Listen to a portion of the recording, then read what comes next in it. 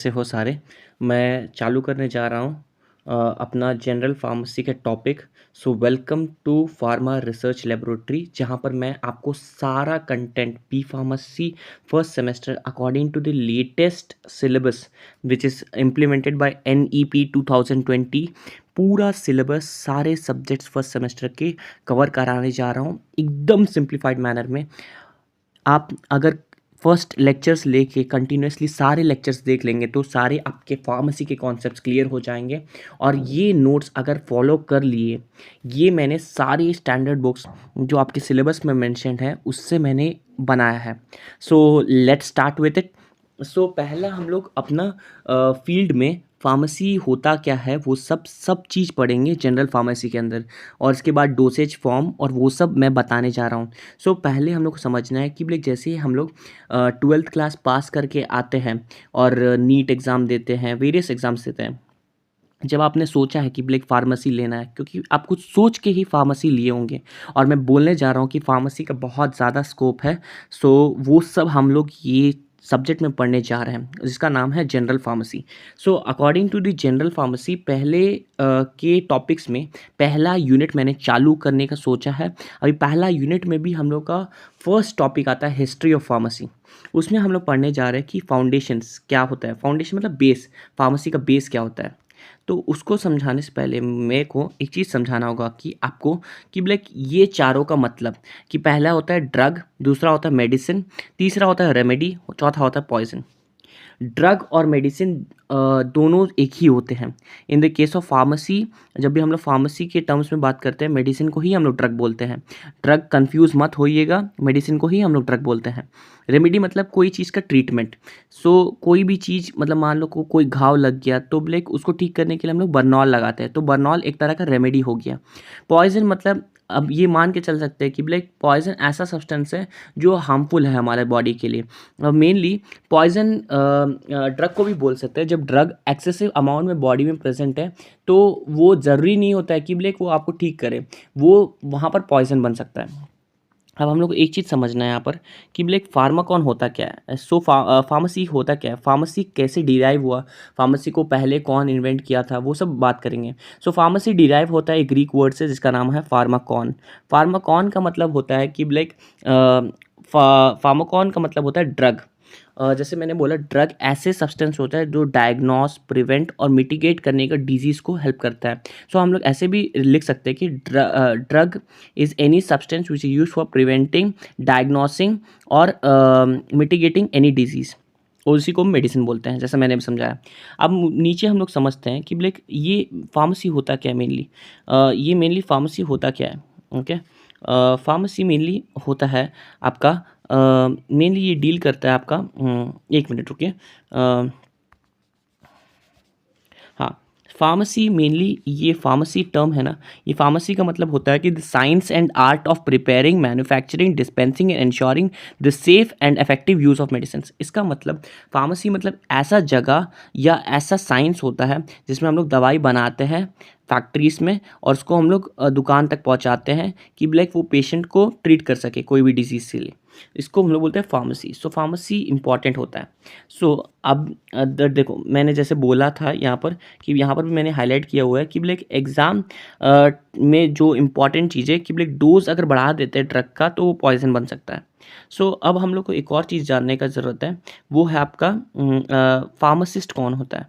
अब मैं मान के चल सकता हूँ कि लाइक अब मैं मान के चल सकता हूँ कि लाइक फार्मासिस्ट मतलब वो सारे बंदे जिसने बी फार्म या डी फार्म किया हो और एक लाइसेंस बना हो, वो लोग ही ये मेडिसिन्स को बना सकते हैं और डिस्पेंस कर सकते हैं। डिस्पेंस करने का मतलब होता है कि लाइक वो दवाई दे सकते हैं। ये कोई भी फार्मासिस्ट नहीं बन सकता है until he has qualified the exam और वो एक लाइसेंस ओन करता है फार्मेसी फील्ड में, ओके।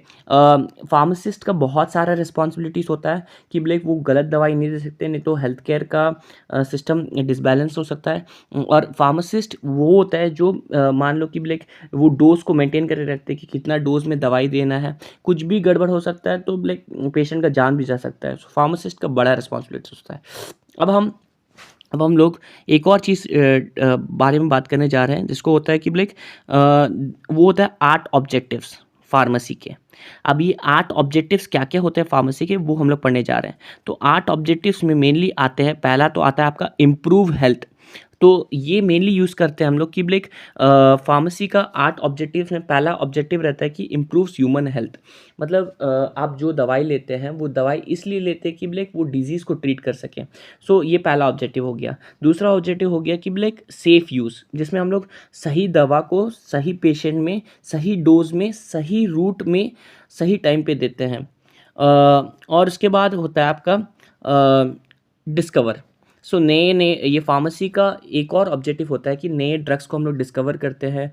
हम लोग का क्लिनिकल ट्रायल्स होता है, इंसान पे टेस्ट करते हैं, फिर जाके नया दवाई आता है। ये ड्रग डिस्कवरी प्रोसीजर में आता है, जो मैं आपको बाद में एक्सप्लेन करने जाऊँगा, जिसमें ड्रग डिस्कवरी मतलब एक ड्रग को मार्केट में आने के लिए 10 से 15 साल लगते हैं। वो होता है पहले जानवर में हम लोग टेस्ट करते हैं कि जानवर में अच्छा रिज़ल्ट आता है तो हम लोग एफडीए में अप्रूवल लेते हैं। उसके बाद हम लोग ह्यूमन्स में टेस्ट करते हैं। अगर ह्यूमन्स में भी टेस्टिंग अच्छा हो गया तो हम लोग उसका दवाई बना लेते हैं। तो ये मेनली समझ सकते हैं आप कि कोरोना का वैक्सीन आया, वैसे ही कोरोना का वैक्सीन जब आया था 2020 में, पहले उसको टेस्ट किया गया था एनिमल्स में, उसके बाद उसका अच्छा रिजल्ट्स आया तो लाइक वो टेस्ट किया गया ह्यूमन्स में। सो ह्यूमन्स में टेस्ट करने के बाद वो मेजॉरिटी इंडिया में पूरा बांटा गया। Okay, so moving ahead with the fourth objective is manufacture. Pharmacy का एक और ऑब्जेक्टिव होता है कि लाइक दवाई को हम लोग बना सकते हैं। ये दवाई फैक्ट्रीज में बनता है। फैक्ट्रीज में हम लोग को जीएमपी को फॉलो करना पड़ता है। जीएमपी हो गया, क्यूए हो गया, क्यूसी हो गया, बहुत सारे डिपार्टमेंट होता है एक इंडस्ट्री में, फार्मास्यूटिकल इंडस्ट्री में। मैं आगे जाके आपको पूरा फार्मास्यूटिकल इंडस्ट्री कैसे बनता है, कौन से डिपार्टमेंट होते हैं, और कैसे एक फार्मा इंडस्ट्री एक दिन में कितना प्रोड्यूस करता है दवाई, और कैसे मतलब क्वालिटी को मेंटेन किया जाता है, वो सब कुछ मैं आपको क्वालिटी अश्योरेंस सब्जेक्ट में बताऊंगा। अब एक चीज़ हम लोग को समझना है कि लाइक ए ऑब्जेक्टिव जीएमपी होता क्या है। मैं बोल रहा था ना जीएमपी, जीएमपी होता है गुड मैन्युफैक्चरिंग प्रैक्टिस। मतलब ऐसे प्रैक्टिसेस जो हम लोग को फॉलो करने पड़ते हैं जो ताकि कि गुड क्वालिटी के मेडिसिन बन सके और पेशेंट को ट्रीट कर सके। और उसके बाद पांचवा ऑब्जेक्टिव होता है आपका रैशनल यूज़। मान लीजिए कि दवाई ले रहे हैं, मैंने जैसे बोला था पहले ही कि ब्लैक दवाई को ज़्यादा अमाउंट में ले लेंगे तो ब्लैक ये टॉक्सिसिटी कॉज कर सकता है। तो हम लोग को कितने डोज में लेना है वो हम लोग को एक प्रॉपर लाइसेंस्ड फार्मासिस्ट बता सकता है कि ब्लैक जिसको एक्सपीरियंस है कि इस डोज में ही आपका ठीक है, इतना दवाई ही लेना है आपको। That is rational use. तो इसमें से क्या होता है कि ये मिसयूज़ को अवॉइड करता है, और उसके बाद ये एंटी माइक्रोबियल रेजिस्टेंस को प्रिवेंट करता है। उसके बाद होता है आपका छठा point, that is counselling. Counselling का मतलब कि पेशेंट को गाइड करना है कि भाई अब मान लो कि लाइक जैसे फार्मेसी में कोई भी बंदा जाता है कि लाइक ये दवाई लिख के डॉक्टर प्रिस्क्रिप्शन दे देता है। प्रिस्क्रिप्शन मतलब पर्ची, पर्ची वो फार्मासिस्ट पढ़ता है और फार्मासिस्ट क्या करता है, वो दवाई देता है। दवाई देने वक्त वो उसको बताता है कि भाई तुम दोपहर में 2 गोली लेना, नहीं तो रात में 2 गोली लेना। So this is called as counselling. वो बताता है कि लाइक इसको कैसे लेना है, मुँह से लेना है कि लाइक उसको सिरप सिरप के फॉर्म में है कि लोशन के फॉर्म में है। On the basis of the route of administration वो बताता है कि कैसे लेना है। उसके बाद सातवां पॉइंट होता है प्रिवेंट एरर्स। अगर रॉन्ग डोज हो गया, अगर ज़्यादा हो गया डोज या कम हो गया डोज, तो एक्शन जो हम लोग को चाहिए था कि ब्लेक वो डिजीज़ को ट्रीट करने के लिए वो सूटेबल नहीं है, तो ब्लेक वो सब एरर्स को प्रिवेंट करने के लिए, मेडिकेशन एरर को प्रिवेंट करने के लिए फार्मेसी इंट्रोड्यूस किया गया।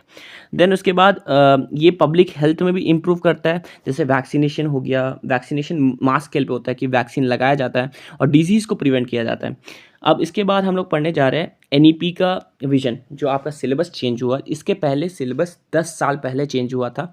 दैट सिलेबस उसमें खाली कोर फार्मेसी था। अब जो फार्मेसी के साथ एआई जुड़ा गया है, ये आपको नए नए फील्ड्स में इम्प्लीमेंट कर सकते हैं। जैसे कि ब्लैक हमारा देश आगे बढ़ सकता है, इसीलिए वो एनईपी 2020 को एस्टैब्लिश किए थे। उनका लॉन्ग टर्म गोल था कि पेशेंट का केयर और अच्छा से इम्प्रोवाइज़ किया जाए, ताकि कंप्यूटराइज सिस्टम लाया जाए, कम टाइम में ज़्यादा अच्छे डिजिटल आउटकम्स दिखाया जाए। इसके लिए सेकंड होता है ड्रग डिस्कवरी में भी हेल्प करेगा ये फार्माकोलॉजी और ये सारे सब्जेक्ट्स एआई के साथ। तीसरा है कि ब्लेक टाइम कंज्यूम को कम कर देगा कि ब्लेक मान लो जो हम लोग टेस्ट कर रहे थे एनिमल्स पे तो ज़्यादा टाइम लग रहा था, तो ये एआई के साथ हम लोग का कम टाइम में ही ज़्यादा अच्छा रिजल्ट आ सकता है। और चौथा इम्पॉर्टेंट आउटपुट ये सब लेने का है, क्योंकि हम लोग सारे एनिमल्स को टेस्ट करते हैं पहले, दवाई बनता है तो ड्रग डिस्कवरी फेज़ में, तो ये दवाई बनता है तो लाइक हम लोग एनिमल्स को भी कम लेंगे। सो एनिमल्स का भी सेक्रीफाइस कम होगा इसमें। और ये होता है कि लाइक R&D का सेक्टर बढ़ सकता है। उसके बाद ये मेजॉरिटी आपके फॉरेन के सारे देश को टक्कर दे सकता है, अब अपना एजुकेशन सिस्टम भी। सो इसीलिए ये सारे गोल्स को मद्देनजर सो सब कुछ नज़र रखते हुए ये इम्प्लीमेंटेशन किया गया है। That is very necessary. अब आगे के फील्ड्स बहुत सारे इंपॉर्टेंट हो गए, जैसे कि क्लिनिकल डेटा एनालिस्ट हो गया, फिर क्लिनिकल रिसर्च डोमेन हो गया, क्लिनिकल रिसर्च ऑर्गेनाइजेशन, सारे के सारे AI के साथ चलते हैं। अब हम लोग को भी टेक्निकली साउंड होना होगा। अकॉर्डिंग टू फार्मेसी को हम लोग मिलाना है AI के साथ, ताकि कुछ नया बन सके। अब हम लोग चलते हैं कि इंडियन, अब मैं हिस्ट्री के बारे में बताने जा रहा हूँ, जो कि बोरिंग हो सकता है पूरा का पूरा, पर ये important exam point of view से। इसका मतलब होता है इवोल्यूशन ऑफ इंडियन फार्मेसी, ये पार्ट 1 होगा। सो इवोल्यूशन मतलब कि हम लोग बंदर से इंसान बने, वैसे ही इंडियन फार्मेसी कैसे जन्म हुआ, उसका कैसे आगे जाके हुआ, पहले हिस्ट्री क्या था इंडियन फार्मेसी का, वो सब ये टॉपिक में बताने जा रहा हूँ। पहला हो गया कि एंशियंट पीरियड, मतलब बाबा आदम ज़माने में कैसे फार्मेसी था। ये हो गया 3000 BCE से लेके 600 CE, मतलब ये 3000 साल पुराना है। तो इसका पहले इंडिया में फार्मेसी नहीं हुआ करता था। जो एलोपैथिक सिस्टम हम लोग लेते थे पहले के ज़माने में, एंशियंट मतलब बाबा आदम ज़माने में आयुर्वेदा ही मेन रूट था, जिससे हम लोग का फार्मेसी ओरिजिनेट हुआ, एलोपैथिक के सिस्टम। सो इसके फादर्स, 2 फादर्स हैं, ओके। आयुर्वेदा सिस्टम में फर्स्ट फादर हो गया चरका। चरका को हम लोग फादर ऑफ इंडियन मेडिसिन भी बोलते हैं। वो चरक संहिता लिखा है। चरक संहिता में 500 मेडिसिनल हर्ब के बारे में सब कुछ बताया गया कि ये 500 ड्रग्स कैसे इंसान को ट्रीट किए जाते हैं। पुराने ज़माने में वैद्य होते थे, जैसे कि अकबर बीरबल में आप देख चुके हैं कि कोई फार्मासिस्ट या कुछ कोई ऐसा पर्सन नहीं होता था, वो वैद्य होते थे, नहीं तो हकीम होते थे, वो लोग ही ठीक करते थे। तो ये 500 मेडिसिनल हर्ब्स को लिस्ट किया गया चरक संहिता में। ये बुक है जो लिखा गया चरक, जो फादर ऑफ इंडियन मेडिसिन है, उसके द्वारा। और एक और होते हैं सुश्रुता। सुश्रुता को बोलते हैं फादर ऑफ इंडियन सर्जरी, जो आयुर्वेदा में कंट्रीब्यूट किए थे। ये 2 फादर्स, जैसे चरका और सुश्रुता। सुश्रुता को फादर ऑफ सर्जरी इसलिए बोलते हैं क्योंकि उस ज़माने में कोई प्रॉपर सर्जन या कोई कुछ नहीं था, तो ये अपने सर्जरी के टेक्निक्स की वजह से वेरियस फेमस थे कि आयुर्वेदा में। सो इनके कंट्रीब्यूशन की वजह से आगे जाके बहुत सारे चीज़ हमको पता चली कि कैसे ये होता है एंड ऑल। आप ऐसे भी याद रख सकते हैं कि सुश्रुता के स्पेलिंग में S आ रहा है पहला वर्ड में, तो ये सर्जरी के रिलेटेड है, ओके। और इसके बाद इसमें आयुर्वेदा में मेनली होता है कि चूर्णा होता है। आयुर्वेदा में कौन से फॉर्मुलेशन होते हैं, फॉर्मुलेशन मतलब कि कौन से दवाई किस किस फॉर्म में अवेलेबल है। पहले तो हो गया पाउडर के फॉर्म में, जिसको हम लोग चूरना बोलते हैं। डिकॉक्शन बोलते हैं, डिकॉक्शन को हम लोग असवा या अरिष्टा बोलते हैं, यहाँ पर लिखा नहीं है तो आप लोग लिख लीजिए। जो तीसरा होता है टैबलेट, टैबलेट को हम लोग वती बोलते हैं आयुर्वेदा में।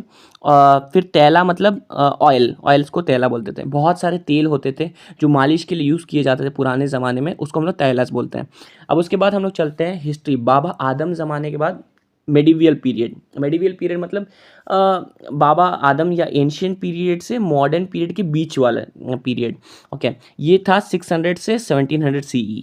इसमें क्या था, इसमें हम लोग का मेनली दवाखानास इस्टेब्लिश किए गए थे। दवाखानास यूनानी सिस्टम में इस्टेब्लिश किए गए थे। उसके बाद ब्रिटिश पीरियड आया। ब्रिटिश एरा से ही अब मॉडर्न मेडिसिन या एलोपैथिक मेडिसिन का जन्म हुआ। अब हम लोग को एक चीज़ याद रखना है, जब ये मैं आयुर्वेदा बोल रहा हूँ, यूनानी बोल रहा हूँ, होम्योपैथी बोल रहा हूँ, ब्रिटिश पीरियड के बारे में बात कर रहा हूँ, ये सारे सिस्टम है ना, ये हम लोग 7 सिस्टम ऑफ मेडिसिन में पढ़ने जा रहे हैं। वो फार्माकोग्नोसी सब्जेक्ट में पढ़ेंगे, और डिटेल में पढ़ेंगे आयुर्वेदा होता क्या है, आयुर्वेदा का एप्लीकेशंस क्या होता है, और उसके बाद आयुर्वेदा के कितने प्रिंसिपल्स है, होम्योपैथी क्या होता है, ये सारे कुछ हम लोग पढ़ेंगे 7 सिस्टम ऑफ मेडिसिन में, जो फार्माकोग्नोसी में है। इतना हम लोग को याद रखना है कि एंशियंट पीरियड में आयुर्वेदा था, मेडिवल पीरियड में यूनानी सिस्टम है, जिसको दवाखाना एस्टैब्लिश किए थे जिसके नाम से, और ब्रिटिश पीरियड में वेस्टर्न मेडिसिन या एलोपैथिक मेडिसिन का जन्म हुआ। उसके बाद हम लोग चलते हैं कि इंडिपेंडेंस होने के बाद, अब हम लोग को पता है इंडिपेंडेंस डे हर साल 15 अगस्त को आता है। और मेनली 15 अगस्त 1947 को हम लोग इंडिपेंडेंट हुए थे। तब हम लोग का फार्मेसी कॉलेजेस को एक्सपैंड किया गया उस टाइम पे, और इंडियन फार्मेसी की कंपनीज हैं ना धीरे धीरे धीरे धीरे ग्रोथ करने लगे दैट पीरियड ऑनवर्ड्स। ओके, कि लाइक हम लोग ब्रिटिश पे कम डिपेंडेंट होने लगे धीरे धीरे धीरे धीरे। अब ऑन दी 2026 स्केल ना, सो बहुत सारे स्टार्टअप्स आ गए फार्मा के। सो फार्मेसी एक मेजर हब बन चुका है अब फील्ड में। अब कोविड के बाद तो इट्स बूमिंग लाइक एनीथिंग।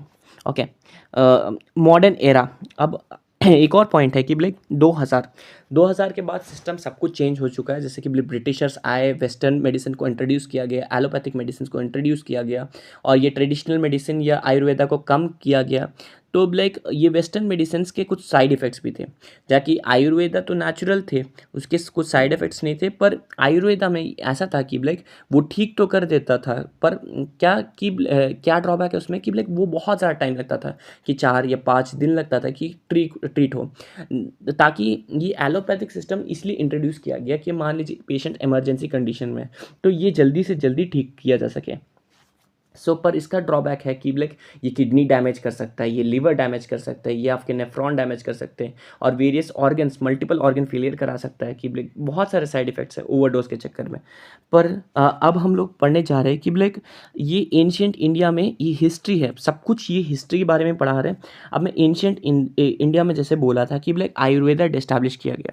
अब ये कुछ ईयर्स मेंशन किए गए that you have to memorise, मतलब ये आपको याद रखना है, क्योंकि ये मैं आगे जाके आपको जूरिस्प्रूडेंस नाम के एक सब्जेक्ट में पूरा डिटेल में पढ़ाने जा रहा हूँ। वो फार्मास्यूटिकल जूरिस्प्रूडेंस एक सब्जेक्ट है जिसमें हम लोग पढ़ने जा रहे हैं कि लाइक लॉस कैसे बने फार्मेसी के, कौन कौन कंट्रीब्यूट किए, कि लाइक वो सब हम लोग पढ़ने जा रहे हैं फार्मास्यूटिकल जूरिस्प्रूडेंस में। उसमें सारे एक्ट और रूल्स पढ़ेंगे, तो तब आपको क्लियर होगा इन डिटेल। अभी इतना याद रखना है कि लाइक 1940 में ड्रग एंड कॉस्मेटिक एक्ट आया था, 1945 में ड्रग एंड कॉस्मेटिक रूल्स आए थे एक्ट के, 1948 में pharmacy council of India establish किया गया। जो आपको पता है कि फार्मेसी काउंसिल ऑफ इंडिया है, तो वही रेगुलेट करता है कि ब्लैक मेनली आपके कॉलेज को अथराइजेशन देता है कि ब्लैक हाँ भाई ये पीसीआई अप्रूव कॉलेज है, तो अच्छा कॉलेज है, और यही आपको लाइसेंस दिलवाता है। उसके बाद आया 1953, जिसमें इंडियन फार्माकोपियल कमेटी बनाया गया, जो इंडियन फार्माकोपिया को बनाने में, देखभाल या कुछ भी करने में हेल्प किया जा सके। 1955 में मेनली आपका फर्स्ट एडिशन आया फार्माकोपिया का। उसके बाद प्रेजेंट में अभी क्या हुआ, इंडिया फार्मास्यूटिकल हब बन चुका है, और ये जेनरिक मेडिसिन के मामले में बहुत सारे नए नए मेडिसिन को इन्वेंट किया जा रहा है। अभी का सिस्टम ऐसा है कि लाइक आपको सस्ता दवाई, अच्छा क्वालिटी दवाई मिल सके अभी प्रेजेंट एरा में। मेनली बहुत सारे एंटरप्रेन्योर्स आए जा रहे, आने लगे हैं अभी। तो लाइक मेरा एक सजेशन रहेगा कि लाइक अपार्ट फ्रॉम फार्मेसी को, बहुत जन बोलते हैं कि लाइक फार्मेसी का फील्ड का कैरियर बहुत कम है, ये है, पैसा कम है। देखिए, जिसका मन लगता है ना वो कैसे भी उस फील्ड में मचा सकता है। जैसे कि मुझे इंटरेस्ट था कि लाइक मैं फार्मेसी में कुछ जाके आगे जाके कुछ कंट्रीब्यूट करूँ सोसाइटी के लिए, और एक अच्छा फील्ड, एक अच्छा कंपनी बनाऊँ, ताकि क्वालिटी दवाई घर घर तक पहुंच सके, मेरा गोल था। तो इसीलिए मैंने फार्मेसी लिया। अब आप आपको जिसमें इंटरेस्ट है आप वो कैरियर पाथ में चूज़ कर सकते हैं। नॉट एट ऑल फार्मेसी भी, बहुत जन मेरे फ्रेंड्स जो बी फार्म किए हैं, अभी एम फार्म, जैसे कि लाइक वो नाइपर से नहीं कर रहे हैं, तो like they have various routes, like बहुत सारे फील्ड हैं। मैं आपको एक दिन आप कमेंट कीजिए, आपको अगर कुछ चाहिए कि लाइक गाइडेंस चाहिए कि लाइक क्या क्या करियर अपॉर्चुनिटीज़ हो सकते हैं बी फार्म या डी फार्म के बारे में, तो हम लोग डिस्कस करेंगे अच्छे से। मैं उस फील्ड के अच्छे जो पास आउट हो चुके हैं, जो अच्छे कंपनी में जॉब कर रहे हैं, मैं वो लोग को ला के आपको एक्सप्लेन करूँगा कि लाइक कैसे हो सकते हैं, कैसे फील्ड अपॉर्चुनिटीज़ है फार्मेसी फील्ड में। और मान के चल सकते हैं कि लाइक इसमें से कुछ बच्चे ऐसे भी होंगे जो फार्मेसी अब्रॉड में परस्यू करना चाहते हैं, और मेरे friends actually they are in good universities in abroad, be it been USA, UK और एनी अदर कंट्री। उसमें भी हम लोग हेल्प कर सकते हैं आपको। कमेंट मी आपको क्या चाहिए। तो बट फार्मेसी बी फार्म मैं कम्प्लीटली आपको एक्सप्लेन करने जा रहा हूँ, तो लाइक आपको कोई चिंता की ज़रूरत नहीं। बस आपको कुछ भी समझ में नहीं आता है तो लाइक आप कमेंट कीजिए, बस आपका भाई आपके साथ है, बट आपको एक वादा करना होगा कि लाइक आपको कंसिस्टेंटली इसको पढ़ना होगा और रिवाइज़ करना होगा, ताकि हम लोग दोनों जैसे मैं वीडियो डाल रहा हूँ, उस हिसाब से आप भी नोट्स बना रहे हैं और रिवाइज़ कर रहे हैं, तो आपके भी एग्ज़ामिनेशंस में अच्छे नंबर आएँ, अच्छे ग्रेड्स आएँगे, तो लाइक मुझे भी अच्छा लगेगा कि लाइक हाँ, ये बच्चा मचाया एंड ऑल। और मुझे मेरा एक गोल है कि लाइक जो पढ़ाई में कमज़ोर है, वो लोग भी अच्छा से आगे जा सकें और अपने करियर में स्टेबल हो सकें। अब हम लोग आगे चलते हैं। सो बाद में पूरा डिस्कस करेंगे करियर पाथ और वो सब कुछ बाद में। अभी पहले ख़त्म कर लेते हैं ये सब कुछ। तो अब हम लोग चलते हैं कि लाइक एजुकेशन, जैसे मैंने बोला करियर के बारे में, अब नेक्स्ट स्लाइड उसी के बारे में आ गई है। अब एजुकेशन क्या होता है फार्मेसी फील्ड में, करियर कैसे बना सकते हैं फार्मेसी में, ये सब मैं बताने जा रहा हूँ। अब मान लीजिए कि लाइक आपने बी फार्म में एडमिशन लिया। बी फार्म मेनली 4 साल का कोर्स होता है, जो मैंने भी किया बी फार्म 4 साल का, पर मेरा सिलेबस अलग था और आपका सिलेबस में इंटीग्रेट हुआ है बस एआई, और बाकी सब कुछ सिमिलर है। ओके। और हम लोग का फील्ड जो फार्मेसी का है ना, जो हम लोग पिए उसमें बहुत सारे टॉपिक्स ज़्यादा थे और आपके टॉपिक्स लिटरली थोड़ा कम हुआ है, तो ये अच्छा है। और जो यूज़लेस टॉपिक्स है उसको हटाया दिया गया है कि लाइक उसका कोई फ़ायदा नहीं है। जैसे कि लाइक अब पाइथन बहुत ज़्यादा इंपॉर्टेंट है, पाइथन सीखना होगा आपको, आर प्रोग्रामिंग सीखना होगा, ये क्योंकि आगे जाके आपको क्लिनिकल डेटा एनालिसिस में हेल्प कर सकता है। और अब बी फार्म ग्रेजुएट हो गया आप 4 साल के बाद, तो आपके पास क्या क्या अपॉर्चुनिटीज़ हो सकता है। पहला हो सकता है कि लाइक आपका इंडस्ट्री में काम कर सकते हैं। जैसे कि मैंने बोला था इंडस्ट्री के बारे में पूरा वीडियो बनाऊंगी, ये एक इंडस्ट्री, फार्मास्यूटिकल इंडस्ट्री कैसे काम करता है, कौन कौन होते हैं जो संभालते हैं इंडस्ट्री को, वो सब के बारे में बताऊंगा। तो मेनली आपको पहला पता होगा कि लाइक इंडस्ट्री में काम कर सकते हैं। नेमली बहुत सारे इंडस्ट्रीज हैं। नंबर 1 फार्मास्यूटिकल इंडस्ट्री इंडिया का है, उसका नाम है सन फार्मा, जिसको दिलीप संघावी ने एस्टैब्लिश किया था 1984 में। और ये मेनली इतना ग्रो कर चुका है, literally that person, I am literally saluting that person, Dilip sir, like because वो 10,000 लोन लिए थे अपने फादर से, पर आज लिटरली बिलियंस में उनका इवैल्यूएशन है उनके कंपनी का। और literally the products are also बहुत अच्छा है। अभी रिसेंट में एक कंपनी को ओन किए थे सन फार्मा ने, जिसका नाम है ऑर्गेनॉन, वो यूएस बेस्ड कंपनी है। सो आप इंडस्ट्री में घुस सकते हैं, बहुत सारे फार्मास्यूटिकल इंडस्ट्रीज़ है, बहुत टॉप इंडस्ट्रीज़ है जिसमें आप घुस के अपने करियर बना सकते हैं। कि लाइक स्टार्टिंग में आपका सैलरी थोड़ा सा कम होगा, बहुत जन डीमोटिवेट हो जाते हैं कि लाइक सैलरी बहुत कम है, but as you gain experience, वहाँ पर आप काम करते हैं, आपको वो चीज़ आ जाता है समझ में कि लाइक ये इक्विपमेंट ऐसे चलता है, प्रोसीजर्स ऐसे चलते हैं, प्रोटोकॉल्स ऐसे चलते हैं। प्रोटोकॉल का मतलब होता है रूल्स, ये रूल्स और रेगुलेशंस कैसे चलते हैं, उस हिसाब से आपके सैलरी बढ़ते जाती है। और डिपार्टमेंट वाइज डिफरेंट होता है इंडस्ट्री में भी। जैसे होता है पहला डिपार्टमेंट होता है आपका माइक्रोबायोलॉजी डिपार्टमेंट, दूसरा होता है क्वालिटी कंट्रोल डिपार्टमेंट, तीसरा होता है क्वालिटी अश्योरेंस डिपार्टमेंट, उसके बाद चौथा होता है प्रोडक्शन डिपार्टमेंट, और उसके बाद होता है फिफ्थ डिपार्टमेंट होता है सेफ्टी कंट्रोल डिपार्टमेंट, और उसके बाद होता है छठा डिपार्टमेंट होता है आपका वेरियस एंसिलरी सिस्टम्स, मतलब कि लाइक अपार्ट फ्रॉम ये सारे चीज़ कुछ और भी होते हैं। Depends upon company to companies, कुछ कंपनीज में होते हैं, कुछ कंपनीज में ये है, बट मेजॉरिटी जो मैंने बोला वही सब होता है। मेनली प्रोडक्शन में हम लोग प्रोड्यूस करते हैं कोई भी चीज़ को, उसके बाद क्वालिटी कंट्रोल में क्यूसी में हम लोग क्वालिटी के बारे में देखते हैं कि लाइक ये क्वालिटी प्रोडक्ट है कि नहीं। उसके बाद क्वालिटी एश्योरेंस में वो पेपर वर्क करते हैं कि लाइक हाँ ये सही है प्रोडक्ट। और उसके बाद फाइनली पैकेजिंग, और उसके बाद वो हम लोग डिस्ट्रीब्यूट कर देते हैं रिटेलर्स को। अब हम लोग आते हैं क्लिनिकल, दूसरा कैरियर अपॉर्चुनिटी होता है क्लिनिकल फार्मासिस्ट या हॉस्पिटल फार्मासिस्ट, ये मेनली होता है। और मेनली ये तो आपको पता ही होगा कि लाइक आप बी फार्म करने के बाद हॉस्पिटल में भी काम कर सकते हैं, जैसे कि as a pharmacist clinical field में भी काम कर सकते हैं। जैसे कि मैंने बोला क्लिनिकल डेटा एनालिस्ट हो गया, क्लिनिकल रिसर्च एसोसिएट हो गया, क्लिनिकल डेटा मैनेजमेंट में जा सकते हैं, और क्लिनिकल HEOR में जा सकते हैं। बहुत सारी फील्ड्स है, जैसे क्लिनिकल में भी आ गए तो आप नाइपर से अगर मास्टर्स करते हैं, सो मैं नाइपर से ही मास्टर्स करने जा रहा हूँ। तो लाइक मास्टर्स में एक कैटेगरी होता है फार्मेसी प्रैक्टिस, उस फार्मेसी प्रैक्टिस ब्रांच में आपको क्लिनिकल हॉस्पिटल रिलेटेड सब कुछ बताया जाएगा कि लाइक ये कैसे चलता है, वो फार्माकोलॉजी के एप्लीकेशंस पे चलता है। अब मेनली हम लोग चलते हैं कि रेगुलेटरी गवर्नमेंट क्या होता है। अब तीसरा होता है रेगुलेटरी या गवर्नमेंट। अब देखिए मैंने जैसे बोला था एक ड्रग को आने में मार्केट में 10 से 15 साल लगते हैं, पर वो कैसे आते हैं, वो एक्चुअली अप्रूवल पे चलते हैं। जैसे कि जानवर में हम लोग पहले टेस्ट करते हैं, जानवर में अगर टेस्ट अच्छे रहे, रिजल्ट्स अच्छा आए कि बोले हाँ अच्छा है, मर नहीं रहा है जानवर और अच्छा है, जानवर हेल्दी है, तो ये दवाई का जो सब कुछ है ना, टेस्ट हम लोग जो जो किए एनिमल पे, ये टेस्ट का रिपोर्ट लेके हम लोग जाते हैं कि एफडीए के पास। एफडीए या सीडीएसईओ, इंडिया में सीडीएसईओ एक रेगुलेटरी अथॉरिटी होता है इंडिया का, central drug standard control organisation, जिसके चेयरमैन हैं डॉक्टर रघुवंशी जी। और इनके पास जाने के बाद ये सब कुछ देखते हैं कि बोले हाँ एनिमल टेस्ट पे रिजल्ट्स अच्छे आए हैं, कि बोले अगर मान लीजिए एनिमल टेस्ट पे रिजल्ट्स टॉक्सिक आए हैं तो ये फॉर्म रिजेक्ट कर देते हैं। तो ये रेगुलेटरी में भी जा सकते हैं। सो रेगुलेटरी अफेयर्स का भी बहुत डिमांड चल रहा है, मास्टर्स कर सकते हैं उसमें और रेगुलेटरी मेंटर कर सकते हैं।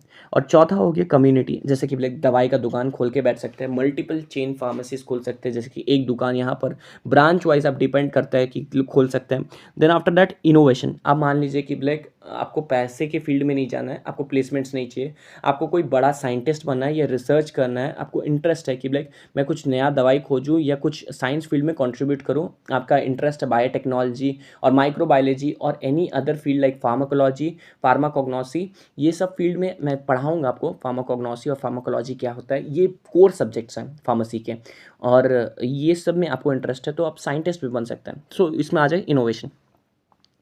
अब वही, अब एक ये स्टेप्स होता है। अब देखिए यहाँ पर लिखा हुआ है कि ये अब ना 12th क्लास ख़त्म किया आप लोग, 12th क्लास के बाद डायरेक्ट डी फार्म में एडमिशन ले सकते हैं या बी फार्म एडमिशन ले सकते हैं। अगर डी फार्म लेते हैं एडमिशन, ये 2 साल का रहता है डी फार्म, और इसके बाद डी फार्म के बाद आप बी फार्म में एंटर कर सकते हैं, उसको बोलते हैं लैटरल एंट्री। वो सेकेंड ईयर से एंट्री ले सकते हैं, फर्स्ट ईयर पढ़ने की ज़रूरत नहीं पड़ता है। अब बी फार्म के बाद आप एम फार्म भी कर सकते हैं या फार्म डी भी कर सकते हैं। सो बी फार्म 4 साल का होता है। So then after that M pharm 2 साल का होता है। एम फार्म के बाद आप पीएचडी के लिए ऑफर कर सकते हैं एक अच्छे कॉलेजेस के थ्रू। मैं कॉलेजेस का भी एक लिस्ट बनाऊंगा कि टॉप टॉप कॉलेजेस इंडिया में जो प्रेजेंट है, जो फार्मेसी फील्ड में मचा के रखे हुए हैं, कि रिसर्च भी तगड़ा है और पेटेंट्स भी आया हुआ है और प्रोफेसर्स भी बहुत अच्छे हैं वहाँ के। तो मैं एक लिस्ट लाऊंगा कि आप कमेंट कीजिए आपको चाहिए होगा तो, और आपको मन है कि अब्रॉड जाना है तो I arrange some of my friends और कलीग्स। सो वो आपको अच्छे से गाइड कर सकते हैं कि कैसे अब्रॉड में भी करियर अपॉर्चुनिटीज़ अच्छे हैं।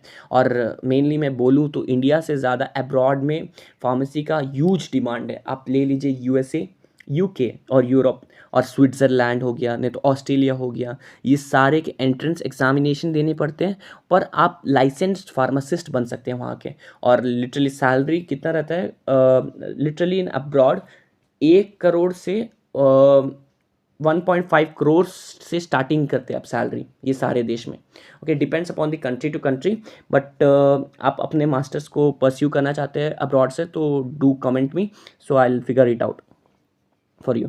अब देखिए, अब हम लोग इतना करियर के बारे में समझ चुके हैं, अब हम लोग चलते हैं आगे। अब पहले हम लोग फार्मेसी के बारे में समझे थे, फार्मासिस्ट के बारे में समझे थे कि फार्मासिस्ट के काम क्या होते हैं, ऑब्जेक्टिव्स क्या है फार्मेसी के। उसके बाद मैंने हिस्ट्री के बारे में आपको समझाया, उसके बाद कैरियर अपॉर्चुनिटीज़ बताया कि फार्मेसी में क्या क्या कैरियर अपॉर्चुनिटीज़ मेनली प्रेजेंट है बी फार्म के बाद। सो और मैंने एक स्ट्रक्चर्ड पैटर्न बताया कि कैसे D pharm, B pharm, M pharm, pharm D और ये पीएचडी ले सकते हैं। और मैं बताना चाहता हूँ कि फार्म डी 6 साल का कोर्स है जो मेनली हॉस्पिटल के अराउंड रिवॉल्व करता है। देन आफ्टर दैट यहाँ पर चलते हैं मॉडर्न फार्मेसी और डिजिटल एरा। अब देखिए, अब मेन चीज़ है कि अभी के टाइम में, मैं जैसे बोला था एंशियंट टाइम में आयुर्वेदा चलता था, मॉडर्न टाइम में जब ये वेस्टर्न मेडिसिन आ चुका था, ब्रिटिशर्स एलोपैथिक मेडिसिन ला चुके थे, तो ये कैसे चल रहा है आजकल, ये इंडिया में कैसे चल रहा है, मेनली हम लोग बात करने जा रहे हैं। अब जैसे कि आप लोग का सिलेबस अपडेट हुआ है जिसमें एआई को इंक्लूड किया गया है, सो आगे चल के हम लोग ऑटोमेट कर सकते हैं कि अपना डेटा के हिसाब से हम लोग प्रेडिक्ट कर सकते हैं, और ये जानवर का टेस्टिंग और ये सब सारी टेस्टिंग को रिड्यूस कर सकते हैं। ये ड्रग डिस्कवरी का जो 10 से 15 साल लग रहा था, अब मेरे को लग रहा है कि एआई को जोड़ने के बाद ये 5 से 6 साल के अंदर आपको एक नया ड्रग देखने को मिल सकता है मेनली। और उसके बाद अभी एक और चीज़ आ गया है, बहुत सारे ऐप्स आ चुके हैं फार्मेसी के, जो फार्मा मेड प्लस हो सकता है, एक एप्लीकेशन है जिसके बारे में मैंने स्क्रॉल किया था। लिटरली मैं कुछ यूट्यूब पे वीडियो देख रहा था, तब मुझे पता चला कि एक ऐप होता है जिसका नाम है कुछ फार्मा मेड प्लस ऐसे कुछ आ रहा था। एक वेल रिनाउंड एक्टर बता रहे थे कि लाइक मेडिसिन सस्ते रेट में अवेलेबल है, तो ये टेली फार्मेसी के अंदर आता है।